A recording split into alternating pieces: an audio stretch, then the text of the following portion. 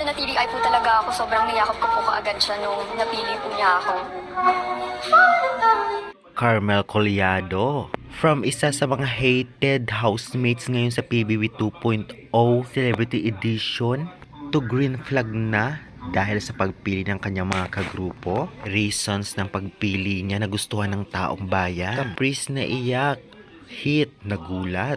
Powerful team o powerful group kaya sila? Yan ang ating pag-uusapan this video. Kaya before that case, please naman, huwag niyong kalimutan mag-like, comment, and subscribe for more PBB Celebrity Collab 2.0 updates. Maraming salamat sa suporta niyo. Subscribe na! Close na po sa akin, kuya. Mas hindi ko po actually kinonsider yung mga taong alam ko pong close na po sa akin, kuya. Iba rin pala talaga ang strategy nitong si Carmel. Gusto niya mas makilala pa ang hindi niya pa nako-close at talaga namang yung ka-close niya na ay inahayaan niya mapapunta doon sa ibang mga grupo. Itong tao na to is smart, and aside from that, a good listener. So this person is Keith. Nagulat nga itong si Heath nang siya ang unang piliin nito ngang si Carmel. Lalong-lalo pa isa si Carmel sa hindi niya pinaka-close. Kaya naman syempre natuwa siya dahil siya ang unang pinili at may tiwala sa kanya. At gagawin niya ang lahat para makatulong sa team at kay Carmel. Dahil sa tiwalang binigay ni Carmel sa kanya ay talaga namang ibibigay niya ang lahat para maipanalo ang mga task. Kaya congratulations Heath.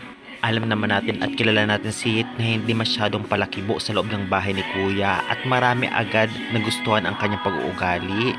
Kaya good choice sa'yo, Carmel. Siya po ay talagang determinado po, kuya, when it comes to tasks. Tagalin pa, this person is raised. Pangalawang pinili nga nitong si Carmel si Rave. Alam naman nating magaling si Rave sa task, especially siya ang nagpapanalo ng kanilang weekly task kaya nanalo at may pagkain sila ngayon.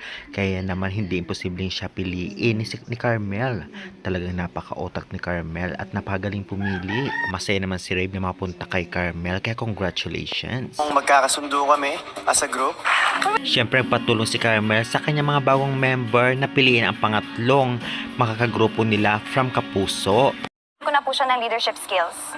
Sa pang-araw-araw na gawain po, kuya, nakikitaan ko po siya doon. Person is Caprice.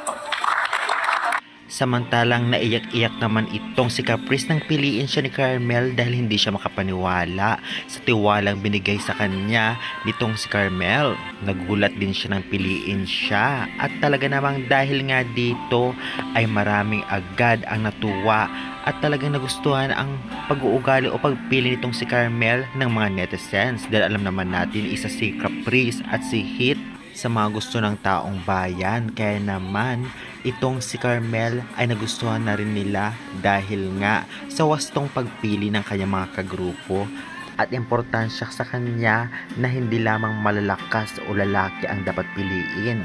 Kailangan may reason at talaga namang diskarte kahit maliliit pero madiskarte matalino at matyaga kagaya ni Caprice at tahimik pero matalino.